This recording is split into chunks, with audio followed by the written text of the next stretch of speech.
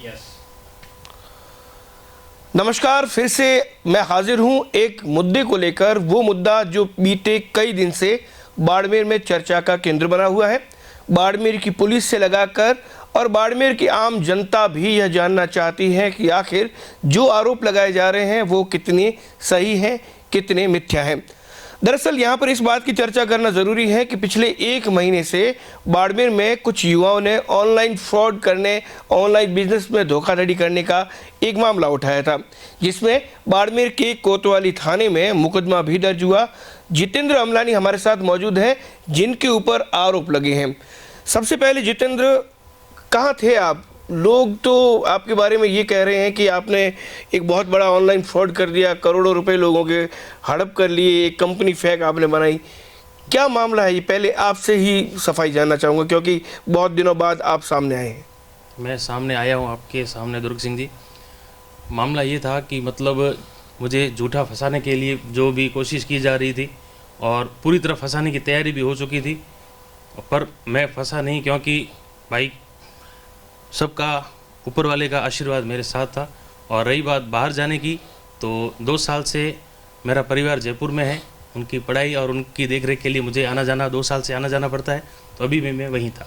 अच्छा, जो यहाँ पे एक संजय लालवानी करके हैं, जिन्होंने कोतवाली थाने में मुकदमा दर्ज करवाया, बताया कि एक जो ऑनलाइन बिजनेस जो जिसको आप क्या क्या नाम से जानते मुझे नहीं पता, लेकिन बताया गया कि उसमें झांसे में आपने उनको लिया। संजय आया, संजय के पीछे पीछे कई और लोग थे, उन्होंने अपना इन्वेस्ट किया। ये पूरा बिजनेस क्या था और जो आरोप लगाए जा रहे हैं वो क्या है? दुर्ग सिंह जी, सबसे पहले मैं कहना चाहता हूँ कि आज के इस टेक्निकल युग में सब लोगों के ट्रांजैक्शंस, सब लोगों की लोकेशंस और जितने भी आप लेन देन करते हैं वो सब चीज़ें एक ट्रांसमिट रूप से आ जाती है। तो मैं इसमें ज़्यादा कहानियाँ नहीं बनाना चाहता हूँ, सिर्फ एक यही चीज़ कहना चाहता हूँ कि मैं खुद इसमें एक पीड़ित हूँ। मेरा खुद का इस कंपनी में पैसा डूबा था और संजय ने किस इस तरफ से अपनी लालच से लोगों को जोड़ा, क्या किया, वो आप उन्हीं से ही पूरी तरह जानकारी ले सकते हैं। संजय का कहना है कि जितेंद्र अमलानी ने उन्हें इसके बिजनेस के बारे में बताया। इन्वेस्ट जो किया गया वो आपके कहने से किया गया। ये पूरा झूठा ही मामला बनाया गया है मेरे खिलाफ, सिर्फ मुझसे पैसे ऐंठने के लिए। अच्छा, क्या हुआ था इस बिजनेस में? आप कैसे जुड़े? या संजय पहले जुड़ा था या आप जुड़े, या दोनों साथ में आपने इसमें इन्वेस्ट करना शुरू किया? ये कहानी क्या है, ये थोड़ा बताएं। भाई, संजय खुद बिटकॉइन का ट्रेडिंग करता था और मैं बाड़मेर के एक और व्यापार के अंदर संजय का भागीदार था, कोस्टर कैफ़े के अंदर। और मैं संजय की ही एक परस्पर मित्र जो मुझे इंस्टाग्राम पे मिली थी, उसी के थ्रू ही मतलब ये कंपनी की मुझे जानकारी हुई, जिसका नाम कोई आंचल। जी हाँ भाई, बिल्कुल, जी हाँ। तो स्टार्टिंग में तो जैसे 15-20 दिन हाय हेलो, फिर एक उन्होंने प्लान समझाया मुझे और मैं अपने स्तर पे, अपने व्यक्तिगत स्तर पे अपना खुद का इन्वेस्टमेंट चालू किया। बिटकॉइन मैंने संजय से ही परचेज़ किए थे। और उसके बाद जब उस प्लान के अंदर, जो कंपनी का वेबसाइट के अंदर जो प्लान मुझे दिखाया गया था, उसी से ही मतलब मैंने अर्निंग भी चालू की थी, जो मुझे आय का स्रोत मिलता था। तो वो आय का स्रोत भी मुझे वहीं से जो बिटकॉइन मिलते थे वो भी मैं संजय को देता था और संजय मुझे उसे कैश करके भारतीय मुद्राओं में मुझे पैसा रिटर्न देता था। तो आप ये जो बिटकॉइन और ये जो एक तरीके की वर्चुअल करेंसी वाला जो मैटर है, इसमें पहली बार ही इन्वॉल्व हुए या पहले भी आप इससे जुड़े हुए थे? या पहले नहीं जुड़ा हुआ था मैं। ये मतलब एक मुझे जो वेबसाइट दी गई थी जो आंचल माया नाम से थी, तो उसी हिसाब से मतलब ये भाई बिटकॉइन क्या होता है, कैसे होता है, उन्होंने मुझे पूरा प्लान समझाया। एज ए मतलब झांसे में लेने के लिए ही मुझसे मतलब पैसे ऐंठने की कोशिश थी और मैं उस झांसे में आ गया। अच्छा, फिर क्या हुआ? आपको कब पता चला कि धोखा हो गया? जैसे संजय का ये आरोप है कि जब वेबसाइट एक बार बंद हुई, एक बार वेबसाइट जब ओपन नहीं हो रही थी, तो उन्होंने आपसे संपर्क किया, लेकिन आपने कोई उनको रिप्लाई नहीं किया। आपने उनको कहा कि भाई आपने 2-3 और नाम बताए कि आप उनसे संपर्क कर लीजिए, वो आपको इसकी डिटेल्स देंगे। नहीं, जैसा कि संजय जी खुद इस कंपनी के इंडियन रिप्रेजेंटेटिव हैं। अच्छा। और इन्होंने ही मतलब संजय जी ने खुद ही अपनी स्तर पे कंपनी से पूरी जानकारी लेके, पूरी तफ्तीश करके कि भाई कंपनी कहीं मतलब कोई फ्रॉड है या नहीं है, पूरी जानकारी लेके ही इन्होंने अपना पैसा अपने व्यक्तिगत स्तर पे निवेश किया था। और इन्होंने किन किन से निवेश कराया था उसकी जानकारी मुझे नहीं है, क्योंकि मैं उस समय शहर में नहीं था। अच्छा, तो आप जब इससे ऐड हुए तो आपको क्या शुरुआत में पैसा मिलता था और पैसा बंद कब हुआ आना? कब आपको ये पता चला कि आप भी ठगे गए? भाई, स्टार्टिंग में जैसे पैसा जो रिटर्न आने लगा था, उसकी जो आय आती थी और वो कंटिन्यू आने लगी। उसके बाद उन लोगों ने क्या, इनका एक सिस्टम होता था कि वो आपको क्या करते हैं, 90 दिन के कॉन्ट्रैक्ट में डाल के बाउंड कर देते हैं कि आप 90 दिन तक अब विड्रॉल नहीं कर सकते। तो उस समय तक मैं लगभग अपने व्यक्तिगत काफ़ी अच्छा रकम इन्वेस्ट कर चुका था। और उसके बाद जब 27 से 28 तारीख को वेबसाइट चलनी बंद हो गई, तब सबके संजय के मैसेज मेरे पास आया कि भाई कंपनी चल नहीं रही है और कंपनी मुझे लगता है भाग गई है। तो मैं एकदम से डिप्रेशन में आ गया, क्योंकि मैंने ये सारा इन्वेस्ट अपने घर वालों से, माता पिता से बिना पूछे किया था। तो मैं एकदम भौचक्का रह गया कि भाई ये ऐसे क्यों हो गया। अच्छा, ये जो आंचल और ये दूसरे जो किरदार इस पूरे एपिसोड में हैं, उनसे आप कभी मिले थे या फिर ये सारा नहीं, ये सब सोशल मीडिया के जरिए? ये सब सोशल मीडिया के थ्रू ही मतलब बात करते थे। और कंपनी ये कहाँ की बताते थे? कंपनी बताते थे कनाडा की, और उसके बाद उन्होंने बताया कि इसका हेड ऑफिस साइप्रस में है। ओके, तो लगभग कितना इन्वेस्ट हो गया बाड़मेर पूरे से? आपको कुछ इसकी जानकारी, या संजय कितना बता रहा है? मुझे सिर्फ मेरा ही नुकसान मालूम है, बाकी संजय जी ने कितना इन्वेस्ट क्या किया कुछ मुझे नहीं मालूम। आप तो यार, जो संजय का दावा है कि आप विदेश खूब घूमे साथ में, और आपकी जो मित्रता है, दोस्ती है, वो भी बचपन से है, फिर ये ऐसा कैसे हो गया? मतलब क्या इसमें वजह क्या मानते हैं? लालच ले डूबा या फिर भाई इसमें? क्योंकि आप तो जहाँ तक मैं जानता हूँ, आपका परिवार जो है वो बहुत बाड़मेर का उद्यमी परिवार है। लंबे समय से आप बाड़मेर शहर के मुख्य बाजार के अंदर व्यापार करते हैं, और आपके ऊपर आज से पहले कभी इस तरह के आरोप लगे नहीं?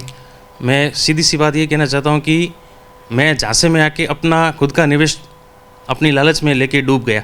ठीक है, वो मेरा खुद का व्यक्तिगत नफ़ा नुकसान था। संजय ने अपने स्तर पे जो निवेश किया या किसी से भी करवाया, वो एक MLM के तहत आता है। एज अ मतलब आदमी जैसे मेंबर जोड़ने के हिसाब से वो लोग आगे अपना प्रॉफिट जोड़ते हैं और आदमी से आदमी जुड़ता जाता है। तो ये एक प्रक्रिया ऑनलाइन होती है, वो उसमें संजय मतलब काफ़ी हद तक मतलब लोगों को जोड़ता है। अब उसने क्या किया क्या नहीं किया मुझे नहीं मालूम। पुलिस से आपकी बात हुई? पुलिस तो बुलाया? जी बिल्कुल, प्रशासन के संपर्क में रहा हूँ मैं। क्या पुलिस का क्या कहना है? पुलिस इस पे पूरी जांच कर रही है और मुझे उन पे पूरा भरोसा है। और संजय से आपकी बात हुई वापस कभी? संजय को आपने बताया कि भाई जैसा कि आप कह रहे हैं कि भाई झांसे में दोस्त ने आपको लिया, फिर वो आपके ऊपर आरोप क्यों लगा रहे हैं? अब आरोप लगाने का क्या कारण है, तो उनका जवाब संजय खुद ही दे सकते हैं। क्योंकि मैंने न तो किसी से लेन देन किया है, न किसी से कोई इस वेबसाइट के बारे में जानकारी शेयर की। जो भी जानकारी या जो भी थे, इंडिया रीजन के हेड संजय लालवानी थे। तो आप इस जैसे वो रीजन के हेड थे, आपके पास भी कोई पोस्ट इसमें थी या ओनली? नहीं, मैं सिर्फ एज इन्वेस्टर था, जो मैं खुद पीड़ित हूँ। और कौन लोग हैं मुझे नहीं? नहीं सर। किन्हीं और पीड़ितों ने आपसे संपर्क किया कि भाई जैसे जितेंद्र अमलानी, आप इसमें संजय लालवानी, जैसा कि आपका कहना है कि उसके झांसे में आए तो हम भी उसके झांसे में आए, ऐसी किसी ने आपसे संपर्क किया? मुझसे सर, मुझे और पिताजी को धमकी भरे फ़ोन काफ़ी आ चुके हैं। अच्छा जी, और इसकी जानकारी हम पुलिस प्रशासन को दे चुके हैं। क्या कहते हैं वो लोग? कि कंपनी आपकी है और पैसा हम आपसे लेंगे। तो आप उनसे क्या बात करते हो? आपने उनको कहा नहीं कि भाई आप जब इन्वेस्ट मैंने करवाया नहीं, कभी मेरा आपसे कांटेक्ट हुआ नहीं, फिर मैंने कैसे आप किसके थ्रू आपने इन्वेस्ट किया? आपने उनको बताया? भाई इन्होंने क्या है कि एक कहानी बना दी कि भाई ये कंपनी जितेंद्र अमलानी ने ही बनाई है। देखो दुर्ग सिंह जी, मैं खुद एक अच्छा व्यापारी हूँ और मुझे 10% 5% की लालच में आदमी जोड़ने की ज़रूरत नहीं है। मैं एक रॉन्ग एंट्री में अपना खुद का नुकसान करवा बैठा, और जो संजय जी हैं वो पूरा का पूरा दारोमदार मेरे सर पे फोड़ रहे। मतलब व्यापार तो आपने पहले भी साथ में किया, मान लो जैसे आप बता रहे हैं कि जो बाड़मेर का एक प्रसिद्ध नाम है कोस्टर कैफे, उसमें भी आप पार्टनर हैं? भी कैफ़े में पार्टनरशिप है, उसके अंदर भी संजय जी ने मुझे बहुत ही बहला फुसला के उसमें बहुत ज़्यादा पेमेंट इन्वेस्ट करवा दिया मेरा। अब वो मित्रता थी, हमारी बचपन का मित्र था।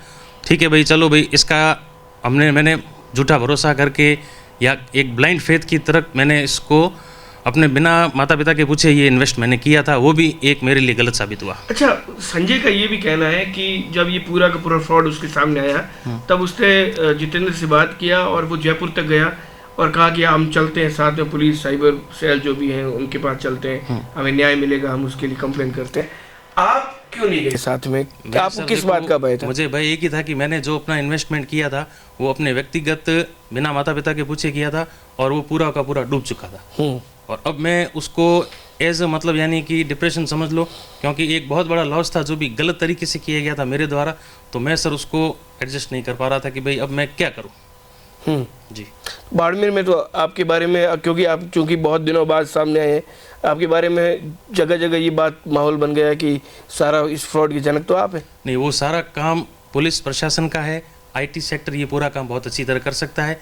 सबको पता है कि भाई जितने भी ट्रांजैक्शंस हुए हैं या जो भी हुए हैं उनका पता पुलिस आराम से लगा सकती है। आपके पास कोई संजय का ट्रांजैक्शन नहीं हुआ नहीं सर, किसी भी तरीके से किसी इस भी तरह कंपनी का, और नहीं या और ना आपने किसी को इन्वेस्ट करने के लिए देखो सर, प्रेरित किया? गोरख सिंह जी, मैंने कहा कि आपको पहले जैसे बताया कि मैंने न तो किसी को ये प्लान बताया है, न मैं किसी के पास प्लान लेके गया, न किसी ने मुझसे इसके बारे में पूछा। जो भी इसके अंदर कार्रवाई की गई, जो भी मतलब इसमें इन्वेस्टमेंट करवाया गया, वो सिर्फ संजय लालवानी द्वारा कराया गया है। तो क्या लगता है कि मतलब बचपन की दोस्ती, उसके बाद अगर इस तरीके के एक दूसरे पे आरोप, बड़ा ये तो रिश्तों में भरोसा उठ जाता है। मैं एक ही चीज़ कहना चाहता हूँ कि अब जो भी हुआ है उसके लिए शब्द नहीं है मेरे पास, क्योंकि अब शब्दों के बाण मैं नहीं चला सकता। मैं इतना टेक्निकल खिलाड़ी नहीं हूँ कि जो एक ही तरीके से बस शब्दों से एक बहुत अच्छी समा बांध दूँ या किसी को बहुत ऊपर चढ़ा दूँ, किसी को नीचे चढ़ा दूँ। आपने कभी इससे पहले बिटकॉइन वगैरह इसका ये जो बिजनेस है इसमें पार्टिसिपेट किया कभी? नहीं सर, मतलब मेरा बिटकॉइन से दूर दूर तक कोई लेना देना नहीं था। तो संजय, आपका कहना है कि पहले से इससे जुड़ा हुआ था? संजय जी बाड़मेर में सबसे आपने कहा कि बिटकॉइन आप उससे खरीदते थे? जी, मैं उससे खरीदता था। काफ़ी लोग खरीदते हैं सर। अच्छा, मैं अकेला नहीं सर, बाड़मेर के काफ़ी लोग खरीदते हैं। तो पुलिस प्रशासन से जब आप मिले तो आपने उनको अपना पक्ष बताया होगा? जी, मैंने पूरी जो भी मेरी सच्चाई थी वो मैं सच्चाई बता चुका हूँ। तो आपको जो धमकियाँ दी जा रही है इसके बारे में आपने बताया? बिल्कुल। पुलिस से आपने क्या सुरक्षा की मांग भी की? बिल्कुल की, मैंने पिताजी ने दोनों ने की है, क्योंकि ये कुछ संजय ने खुद ने भी पिताजी को एक धमकी भरा एक कागज़ व्हाट्सअप किया था कि भाई, आप दर्शकों को बताइए क्या था? जी भाई, इन्होंने मेरे पिताजी को एक पूरी तरह से एक धमकी भरा लहजा कहा कि भाई आप इस पे देख सकते हैं, ये सब इस पे लिखा हुआ है कि अंकल अभी आप पैसा दे दो किसी भी हालत में, मैं आपको कुछ समय बाद वापस दे दूंगा। अच्छा। और ये लोग बहुत बुरे हैं, पुलिस प्रशासन कोर्ट सब इनकी हैं, और मैं एक मतलब यानी धमकी भरा ही सर। जैसे इन्होंने लिखा है कि मैं आपके और जीतू के जीवन के साथ किसी के हाथों खिलवाड़ होते नहीं देख सकता हूँ। अच्छा, ये संजय ने आपको, पिताजी को, आपके पिताजी को एज धमकी के तौर में दिया कि आप अभी पैसे दे दो, मैं आपको बाद में दे दूँ, अभी आप पैसे। इन लोगों से जीवन भर खतरा बना रहेगा आपको।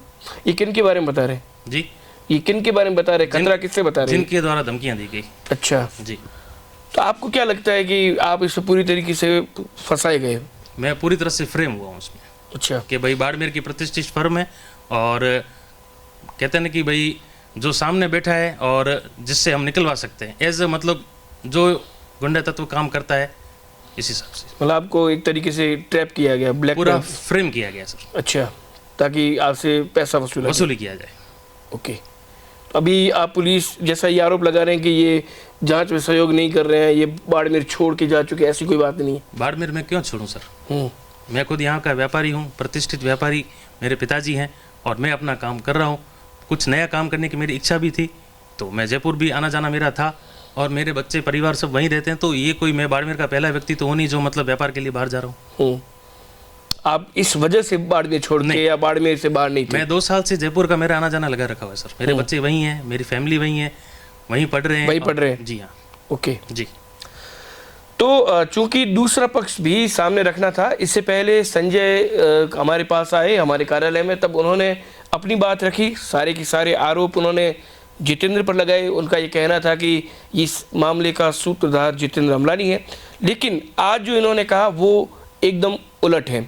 इनका ये कहना है कि किसी भी तरीके से वो बाड़मेर छोड़कर नहीं गए, न ही उन्होंने इस मामले को लेकर किसी भी तरीके से किसी को इन्वेस्टमेंट करवाया। बिटकॉइन वो वहाँ से खरीदते थे संजय से, और उसके बाद जो स्थिति बनी उसमें उनको भी लॉस हुआ। और कुछ बताना चाहेंगे? मैं ये बताना चाहता हूँ कि जैसे संजय ने स्पष्टली कहा है कि भाई ये लोग आपका जीना आराम कर देंगे और रोज का डर बना रहेगा, कोर्ट कानून पुलिस सब इनके हैं। अब इन्होंने ये कैसे कहा है, मुझे इससे कोई मतलब नहीं है। मैं एक ही चीज़ कहना चाहता हूँ, मुझे पुलिस प्रशासन कोर्ट कानून सब पे भरोसा है, क्योंकि ये सच का साथ देते हैं, और मैं सच। आप हमेशा पुलिस को जांच में सहयोग देंगे? जी बिल्कुल बिल्कुल। बाड़मेर कोतवाली पुलिस इस पूरे प्रकरण को लेकर जांच कर रही है।